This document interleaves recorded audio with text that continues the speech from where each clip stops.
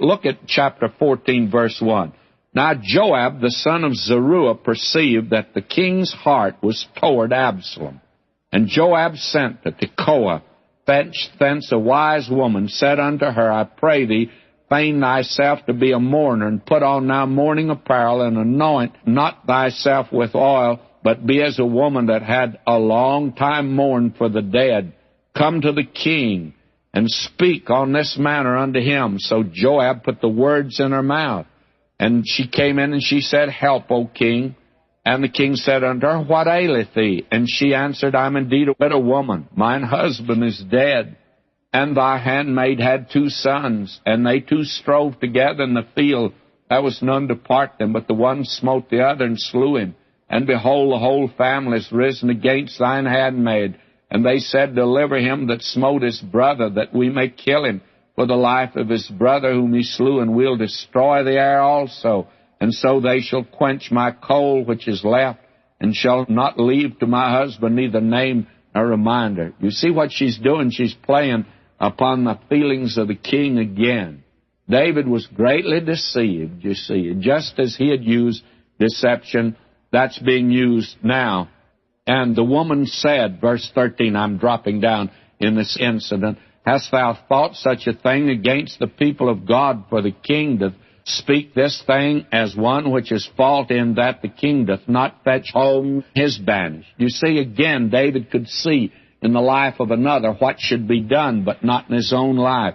Verse 14, For we must needs die, and are as water spilt on the ground, which cannot be gathered up again. This woman is wrong, by the way, in that. And so, finally, after this incident, David now, in a half-hearted way, is willing for Absalom to return. And we read in verse 21, And the king said unto Joab, Behold, now I've done this thing. Go therefore, bring the young man Absalom again. Joab fell to the ground on his face, bowed himself, and thanked the king. And Joab said, Today thy servant knoweth that I found grace in thy sight, my lord, O king, in that the king hath fulfilled the request of his servant. So Joab arose, went to Geshur, brought Absalom to Jerusalem. And the king said, Let him turn to his own house. Let him not see my face. So Absalom returned to his own house and saw not the king's face.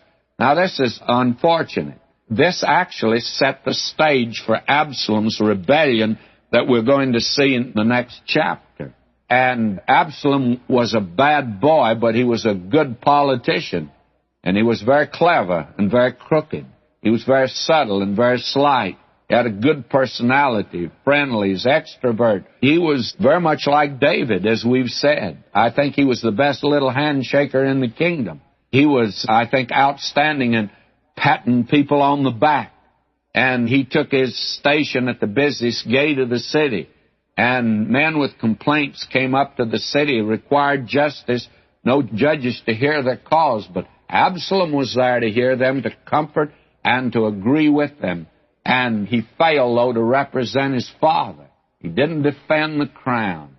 And he began to plot the overthrow of David. But it all goes back to the fact that David would not give him a wholehearted forgiveness. And let me say this now as we come to the conclusion of the message today. That's not the way God forgave David. God didn't forgive him half-heartedly. God didn't say, well, I forgive him, but he's not going to have fellowship with me anymore. I'll not restore unto him the joy of his salvation. When God forgives, God forgives. And we are told, be ye tender-hearted, forgiving one another, even as God for Christ's sake hath forgiven us. Now, has God forgiven us? Yes. And how are we to forgive? Same way. David should have forgiven him. He's setting the stage now for the rebellion that we're going to see next time when we get to the 15th chapter. Oh, my friend, today, our God is a God who forgives. And we're told that if a man be overtaken in a fault, ye that are spiritual, restore such a one in the spirit of meekness. Now, the way fundamentalists do it, and I'm one of them, is to get a club, beat a fellow over the head. We're reluctant to forgive. And we can be very mean at times and very unlovely, and we can be very critical at times. And there are times when the truth should be spoken. But, my friend, when forgiveness is asked for, it should be extended. And David made a blunder here in not forgiving Absalom. He'll live to regret it. Now, if you have your Bible turned to 2 Samuel, the 15th chapter, that's where we're beginning today.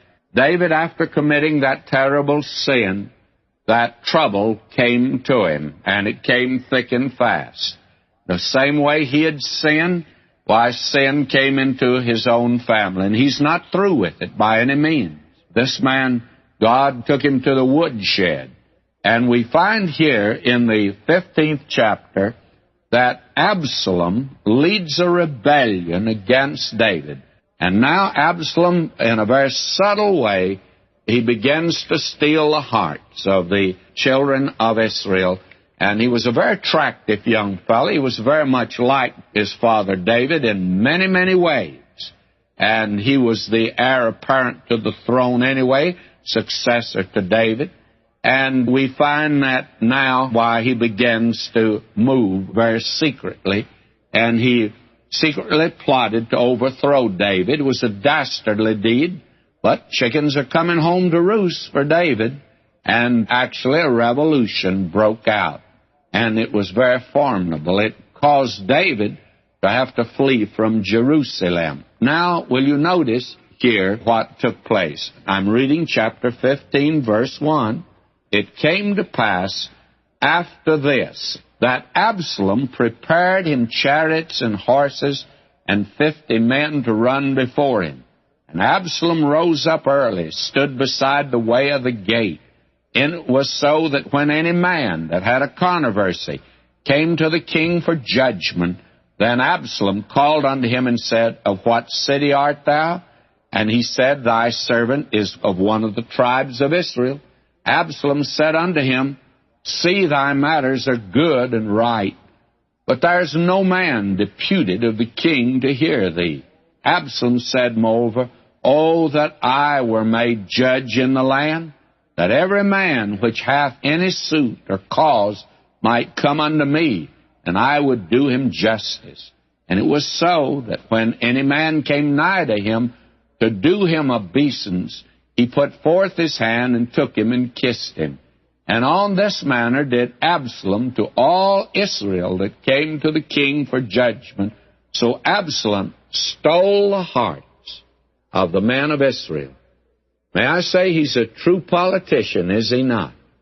That is the way today that a great many men get elected to office. They have no qualification other than that they have the qualification of going out, shaking hands, backslapping. And very frankly, that's the way a great many preachers get by today, is that method. They can't preach, they can't teach, but they sure can slap backs.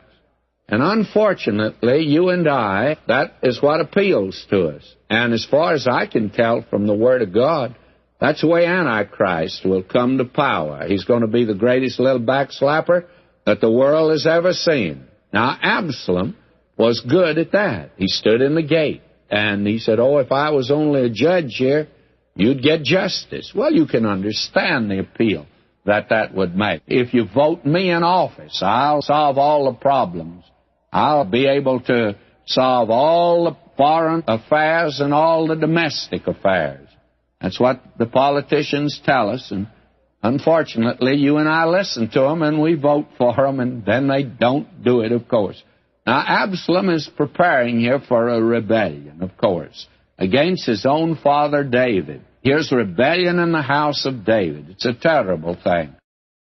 Now, it came to pass after 40 years that Absalom said unto the king, I pray thee, let me go and pay my vow which I have vowed unto the Lord in Hebron. Absalom sends a message in to the king that he wants to go to Hebron.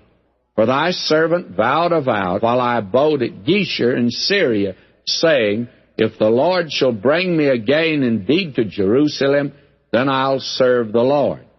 That's an unusual thing He wants to go pay a vow in Hebron. Syria's to the north. That's where he went.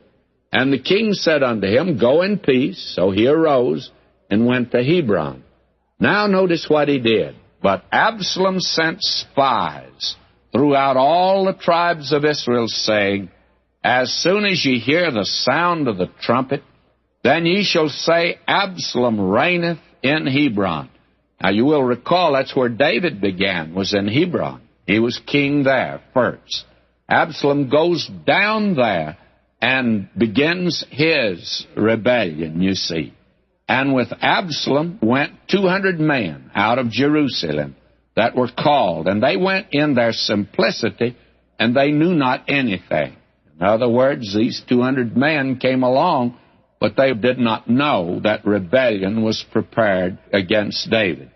Now, in verse 12, And Absalom sent to Ahithophel the Gilonite, David's counselor, from his city, even from Gilo, while he offered sacrifices, and the conspiracy was strong, for the people increased continually with Absalom. Now you see, this is a rebellion that gained momentum. It snowballed as it went along, and there are great company, and actually Ahithophel was in the inner councils of David, and he was a partner to all of this. And so we find that before David actually realizes what's happened, why there is this rebellion.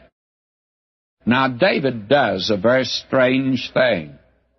There came a messenger to David, saying, The hearts of the men of Israel are after Absalom. That's verse 13.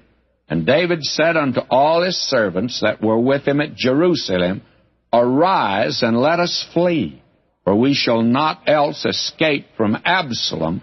Make speed to depart, lest he overtake us suddenly, and bring evil upon us, and smite the city with the edge of the sword. Now David is going to flee from Jerusalem, and the question arises, why did he flee? Because David loved the city of Jerusalem. And why did he not take a stand in this city? Well, the very interesting thing is, I'm confident that David knew God was punishing him for his sin. And when I say I know that he knew it, well, we're told that, by the way.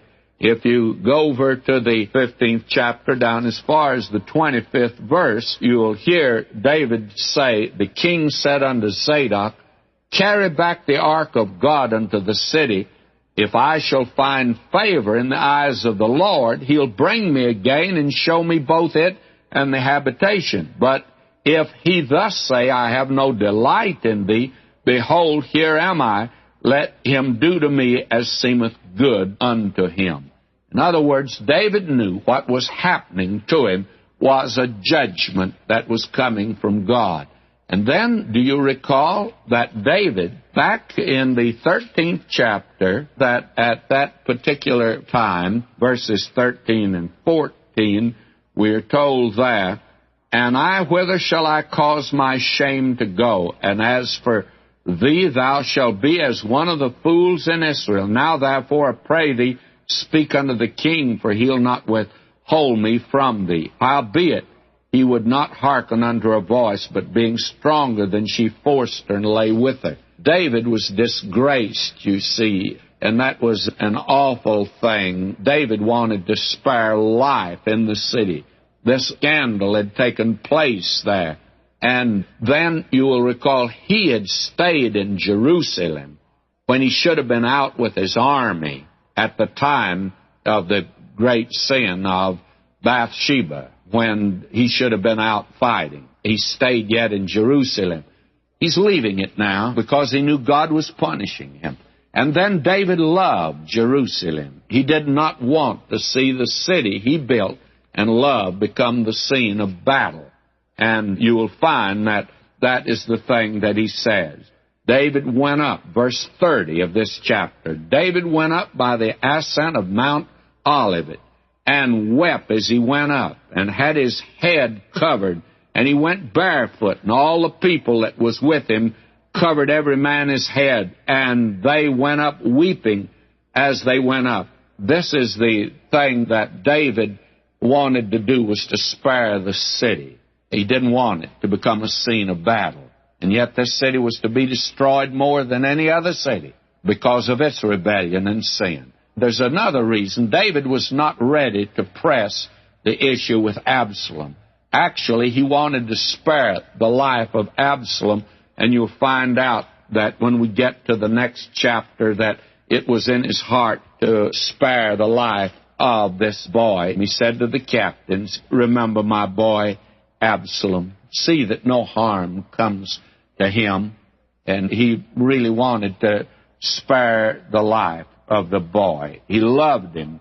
I think he loved him above every other person on this earth. And David, therefore, he now leaves Jerusalem. Now his life is in grave danger. And that's something that's not new to David.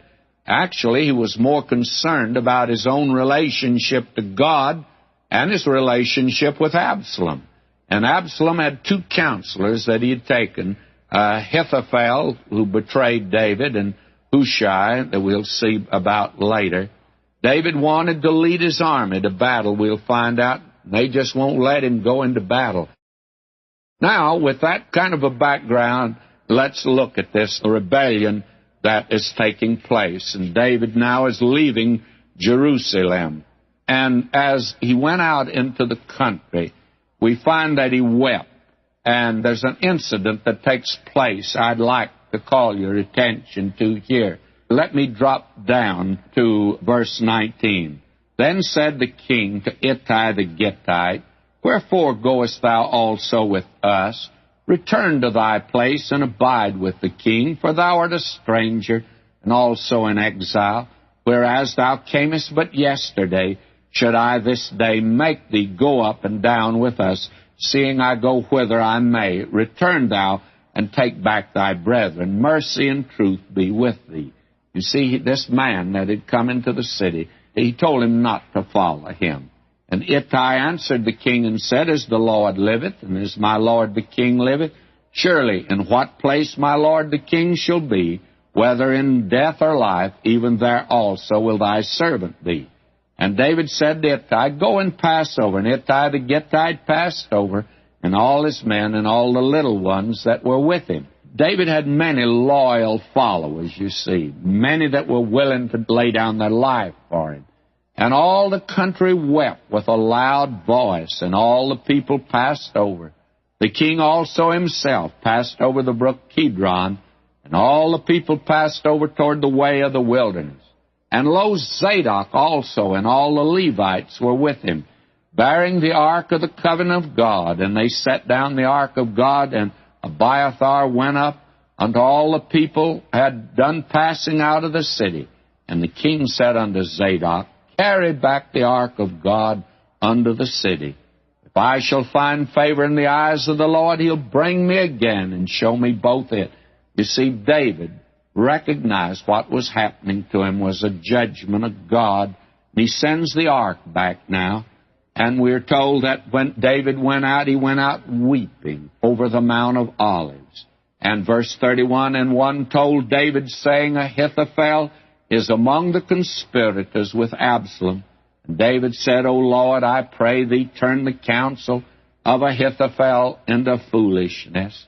And God did just that. But you notice he asked for no judgment upon Absalom.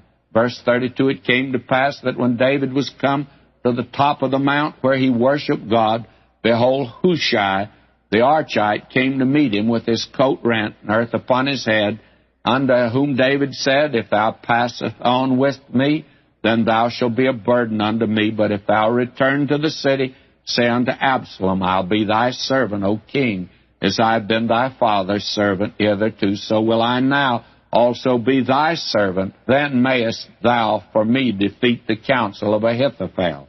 We find verse 37, "So Hushai, David's friend, came into the city, and Absalom came into Jerusalem." Now, chapter 16 here. "And when David was a little past the top of the hill, behold, Ziba, the servant of Mephibosheth, met him with a couple of asses' saddle and upon them 200 loaves of bread, 100 bunches of raisins, and 100 of summer fruits, and a bottle of wine. And the king said unto Ziba, What meanest thou by these? And Ziba said that this is a gift from Mephibosheth, because of his wonderful treatment, that David had gave unto him. Now we come to another man who betrayed David. And when King David came to Bahurim, behold, thence came out a man of the family of the house of Saul, whose name was Shimei, the son of Gera. He came forth and cursed still as he came. He cast stones at David, and at all the servants of King David, and all the people, and all the mighty men were on his right hand and on his left. And thus said Shimei when he cursed, Come out, thou bloody man, and thou man of Belial. The Lord hath returned upon thee all the blood of the house of Saul, in whose stead thou hast reigned. And the Lord hath delivered the kingdom into the hand of Absalom thy son, and behold, thou art taken in thy mischief, because thou art a bloody man. Well, what he's saying is true, that he was a bloody man, and that judgment was coming upon him, and no question about that. But this man is cursing David, of course. Then said Abishai, the son of Zeruiah, unto the king, Why should this dead dog curse my lord, the king? Let me go over, I pray thee, and take off his head. And I tell you, this captain of David, he was for absolutely silencing this man. Now notice David's reaction now. And the king said, What have I to do with you, ye sons of Zeruiah? So let him curse, because the Lord hath said unto him, Curse David. Who shall then say, Wherefore hast thou done so? And David said to Abishai, to all his servants, Behold, my son, which came forth of my being, seeketh my life. How much more now may this Benjamite do it? Let him alone, let him curse, for the Lord hath bidden him. The point is this, David said, I don't mind this outsider cursing me. I don't want to take revenge on him. The thing that's happening to me is a judgment of God. The thing that disturbs me is my own boy, my own son, Absalom, that's leading this rebellion against me. And now we see Absalom taking Jerusalem. And Absalom and all the people of the men of Israel came to Jerusalem, and Ahithophel with him. Came to pass when Hushai the Archite, David's friend, was come unto Absalom, that Hushai said to Absalom, God save the king, God save the king. And Absalom said to Hushai, Is this thy kindness to thy friend? Why wentest thou not with thy friend? And Hushai said to Absalom, Nay, but whom the Lord and this people and all the men of Israel choose, his will I be, and with him will I abide. And again, whom should I serve? Should I not serve in the presence of his son? Then said Absalom to Ahithophel, Give counsel among you what we shall do. And Ahithophel said to Absalom, Go in unto thy father's concubines, which he hath left, to keep the house, and all Israel shall hear that thou art abhorred of thy father. Then shall the hands of all that are with thee be strong. So they spread Absalom a tent upon the top of the house. Absalom went in unto his father's concubines in the sight of all Israel. And the counsel of Ahithophel, which he counseled in those days, was as if a man had inquired at the oracle of God. So was all the counsel of Ahithophel, both with David and with Absalom. This was a man David had trusted, you see. Now we find that David is outside, back out in the dens and the caves of the earth. What is he going to do? Well, we're going to find that Absalom is going to try, actually, to get a victory over David's forces. And David was an old veteran. Remember, he knew how to fight. Absalom's doing a very dangerous thing to go against his father. And David actually wanted to save Absalom. You'll find that how he loved him. And then we're going to see next time what really happened to Absalom. These are difficult days for David. I'm sure by now your heart goes out in sympathy to this man. But this man's not whimpering or crying aloud. He just says, as the hart panteth after the water brook, so panteth my soul after thee, O God. and restore unto me the joy of my salvation, just so I know things are right with God. I'll bear these burdens that come upon me. David's a great man, friends. It's awful he committed that sin, but he's like a wonderful piece of statuary that just has one flaw in it. And that's the way a great many Christians are today. Did you ever meet one that didn't have a flaw? Well, we all, I think, have a flaw in our lives. Thank God He'll not throw us overboard. Now, friends, we come today to the 17th chapter of 2 Samuel. You have your Bible, and we'll turn there. And also, if you have our notes and outlines, you'll find them extremely helpful as we move along through this particular section of the Word of God. Now we find that in this section here, we're following the different experiences in the life of David. We saw first of all the triumphs of David. And now we've been discussing the troubles of David, and he's really in trouble right now. His own son, the boy that I think he loved above everything else in this world, has rebelled against him. In fact, he is leading a rebellion in the kingdom against him. And this is something that, very frankly, was a heartbreak to him. And David withdrew from Jerusalem because he didn't want it to become a scene of battle and the city destroyed in a battle. So he withdrew. He sent Hushai back to join with Absalom so that he might give him wise counsel. Now, Ahithophel, who had also been an advisor of David, he has gone over to Absalom. And now we find Ahithophel and Hushai giving different counsel. In fact, they are giving contradictory counsel to Absalom relative to the fact whether he should attack his father David at that particular time. Now, here was the suggestion of Ahithophel. And I'm reading chapter 17, verse 1. Moreover, Ahithophel said unto Absalom, Let me now choose out 12,000 men, and I will arise and pursue after David this night. And I will come upon him while he's weary and weak-handed, and will make him afraid. And all the people that are with him shall flee, and I will smite the king only. In other words, if David could be destroyed, that would break the rebellion, and immediately Absalom would be made king. And the advice he's giving is a terrible thing, of course. And he says, And I will bring back all the people unto thee. The man whom thou seekest is as if all return, so all the people shall be in peace. And the saying pleased Absalom well, and all the elders of Israel, so that now even Absalom agrees to this. Then said Absalom, Call now Hushai the Archite also, and let us hear likewise what he saith. And when Hushai was come to Absalom, Absalom spake unto him, saying, Ahithophel hath spoken after this manner. Shall we do after his saying? If not, speak thou.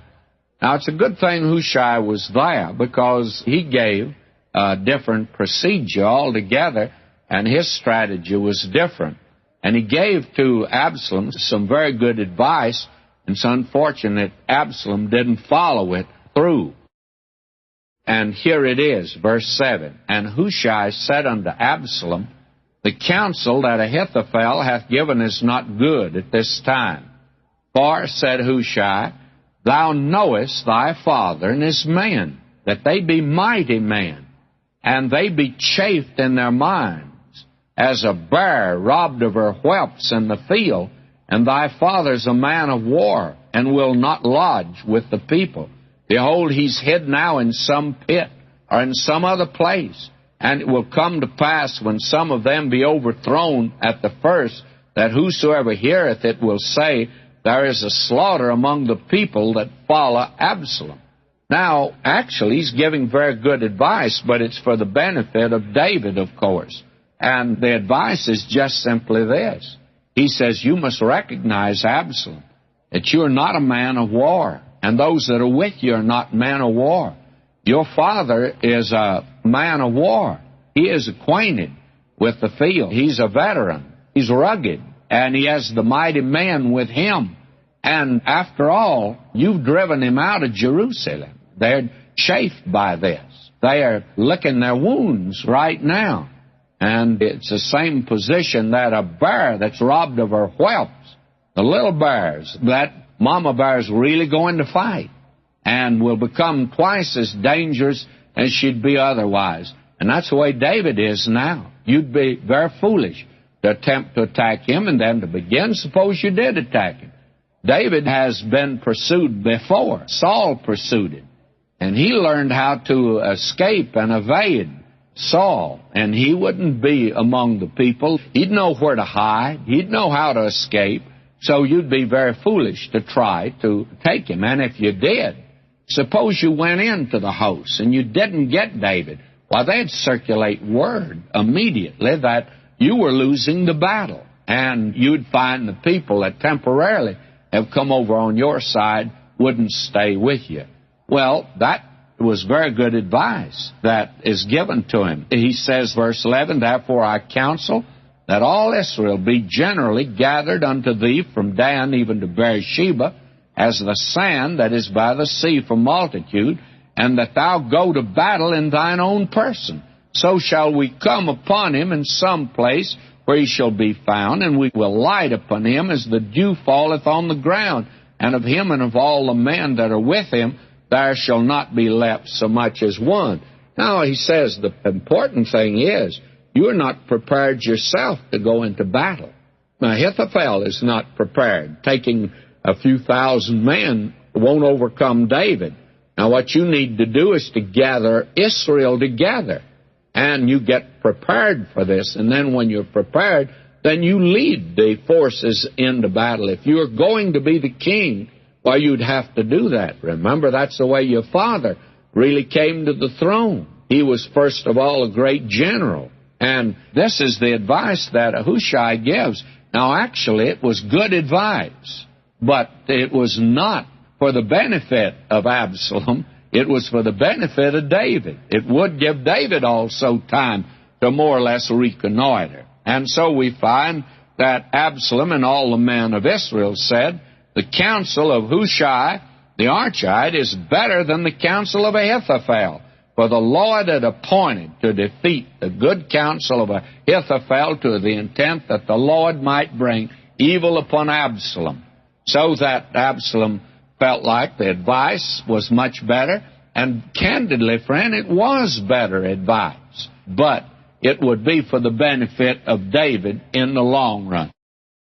Now there was that period in which they attempted to get together the nation and unite the people under Absalom. And we are told in verse 26, so Israel and Absalom pitched in the land of Gilead. Now they're coming after David, you see. They have gotten together as many as they possibly can. And we find that David was fleeing, and this seems to have been the entire life of David, that he spent his time running from somebody. And here it's because of his own sin, of course. Now, verse 27, it came to pass, when David was come to Mahanaim, that Shobi, the son of Nahash of Rabbah, of the children of Ammon, and Makah, the son of Amiel, of Lodebar, and Barzillai, the Gileadite, of Rogelim, brought beds and basins and earthen vessels and wheat and barley and flour and parched corn and beans and lentils and parched pulse and honey and butter and sheep and cheese of kind for David and the people that were with him to eat. For they said, the people is hungry and weary and thirsty in the wilderness. Now, David actually was in a very difficult position here. He'd had to flee without any preparation whatsoever. Now he finds that he's got many allies in people that are round about, because they knew David now, and they knew what a warrior he was. And I'm of the opinion that these rulers of the kingdoms round about had very little confidence in Absalom. Absalom was deceitful, he was tricky, he would not be dependable, and none of them would have confidence in him, but they did have confidence in David, of course. Now we find that by this time, David's men are able to get supplies now because of the help of the allies, then they can get ready for the battle. And Israel now, under Absalom, they come to the land of Gilead. Now notice in chapter 18, we have the people here now just won't let David go into battle. David wanted to. Here we have chapter 18, verse 1, and I'm reading. David numbered the people that were with him, and set captains of thousands and captains of hundreds over them. And David sent forth a third part of the people under the hand of Joab, and a third part under the hand of Abishai, the son of Zeruiah, Joab's brother, and a third part under the hand of Ittai the Gittite. And the king said unto the people, I will surely go forth with you myself also. But the people answered, Thou shalt not go forth, for if we flee away, they'll not care for us. Neither if half of us die will they care for us. But now thou art worth 10,000 of us, therefore now it's better that thou succor us out of the city. In other words, you can help us by not going to battle, but by staying here. That is the decision, actually, that the army made at that particular time. They will refuse to let David go into battle. Now, we find here David's tender love for this boy of his son. And I think we're coming now to one of the saddest chapters in the life of David. The chapter of David's sin is the sorriest, sordidest chapter. But this is the saddest chapter in the life of David, the death of his son Absalom. Notice the tender love that he had for this boy. And I'm reading now verse 4. And the king said unto them, What seemeth you best, I'll do. And the king stood by the gate side, and all the people came out by hundreds, by thousands. Now David, they urge him not to go into battle. So David takes his place at the side of the gate. And now the army marches out. They march out under three leaders. There's Joab, Abishai, and Ittai. Now, as each one of these commanders came by, this is what David said, verse 5. And the king commanded Joab, Abishai, and Ittai, saying, Deal gently for my sake with the young man, even with Absalom. All the people heard this, and I think they all smiled. And I think that some of them, though, were just a little bit resentful. They felt like they'd like to get rid of that boy Absalom. I think he'd always been a troublemaker, and now they'd like to eliminate him. But notice, he's David's son. He's very much like David. David loves him. David wanted to save him. David didn't want him to die at all. And he said, Deal gently with my boy, my son Absalom, that young man. And all the people heard that.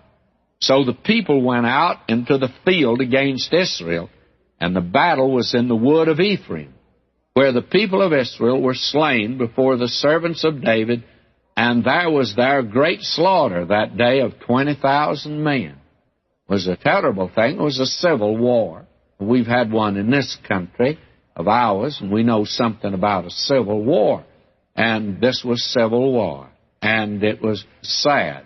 It's too bad that it had to be, but this boy Absalom had led the rebellion against David. Now, he didn't recognize that David is a veteran. David is a strategist. David is a general. And he didn't have anybody in his group that could match David, and certainly these three captains under David. And therefore the children of Israel lost. For the battle was there, scattered over the face of all the country. And the wood devoured more people that day than the sword devoured. In other words, they're in these woods, and as they're attempting to flee, they find that they're bottled in, and the wood actually, I think, caused more of them to die than the sword did. It was because of the fact that they picked the wrong place for the battle with David. Now, verse 9. And Absalom met the servants of David. And Absalom rode upon a mule, and the mule went under the thick boughs of a great oak, and his head caught hold of the oak, and he was taken up between the heaven and the earth, and the mule that was under him went away. And a certain man saw it, and told Joab, and said, Behold, I saw Absalom hanged in an oak. Now, apparently, this boy's head got caught in the forks of a tree as he was fleeing, by the way. And when his head got caught, the mule just went right out from under him and left him in quite a predicament there. And under other circumstances, this could be rather humorous, but it certainly is not here. Now we are told, verse 11, And Joab said unto the man that told him, And behold, thou sawest him, and why didst thou not smite him there to the ground? And I would have given thee 10 shekels of silver and a girdle. And the man said unto Joab, This man is shocked that Joab would want that boy who was a prince, a son of David, want him killed. He says, Though I should receive 1,000 shekels of silver in mine hand, yet would I not put forth mine hand against the king's son? For in our hearing the king charged thee. And Abishai and Ittai saying, Beware that none touch the young man Absalom. Otherwise I should have wrought falsehood against mine own life. For there is no matter hid from the king, and thou thyself wouldest have set thyself against me. Why, he said, You would have punished me had I done that. Then said Joab, I may not tarry thus with thee. Joab says, I won't argue with you. And he took 3 darts in his hand and thrust them through the heart of Absalom while he was yet alive in the midst of the oak. And the young men that bare Joab's armor compassed about and smote Absalom and slew him. And Joab blew the trumpet. The people returned from pursuing after Israel, for Joab held back the people. When Absalom was dead, of course, the rebellion was over. And that was what Joab, I think, wanted. I think he was very tired of this boy. He had no right to do what he did, especially after David had given the commandment that he did, but you can see that he's just tired of putting up with him, and he knows this will end the rebellion. Now, word is brought to David, and here is one of the most touching scenes. And here is where you feel like saying to the Lord, Lord, you've whipped him enough now because of his sin. Let up on the boy. Let up on your son David, because you've whipped him enough. David is sitting now in the gate, waiting for word to be brought to him. Then said Ahimaaz, the son of Zadok, Let me now run and bear the king tidings, how that the Lord hath avenged him of his enemies. And Joab said unto him, Thou shalt not bear tidings this day, but thou shalt bear tidings another day. But this day thou shalt bear no tidings, because the king's son is dead. Then said Joab to Cushai, Go tell the king what thou hast seen. And Cushai bowed himself to Joab, and he ran. Then said Ahimaaz, the son of Zadok, yet again to Joab, But howsoever, let me, I pray thee, also run after Cushai. And Joab said, Wherefore wilt thou run, my son, seeing that thou hast no tidings ready? See, he hasn't all of the information. He hasn't the information that the battle is won and the fact that the son of David's been slain.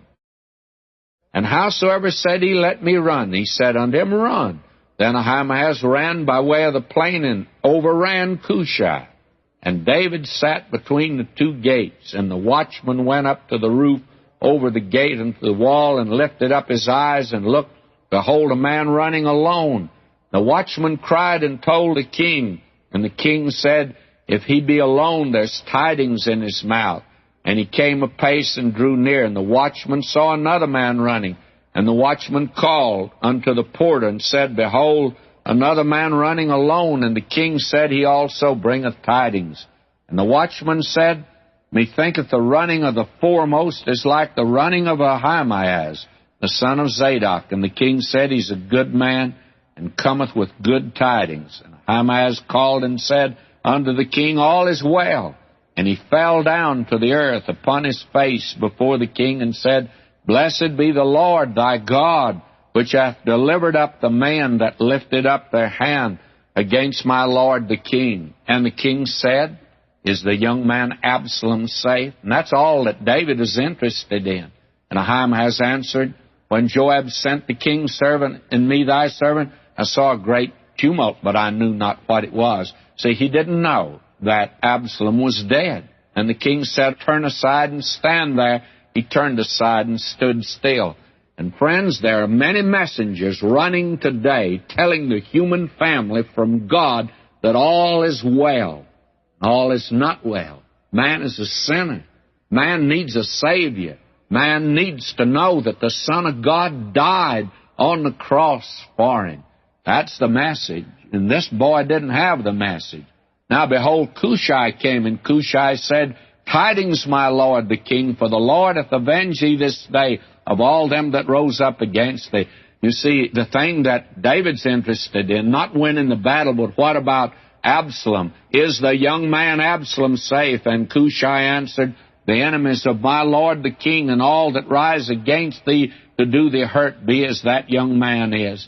That is, he's telling him gently he's dead. And the king was much moved, went up to the chamber over the gate and wept. And as he went thus, he said, and here's the most touching expression of grief there is in the Bible or out of it, friends.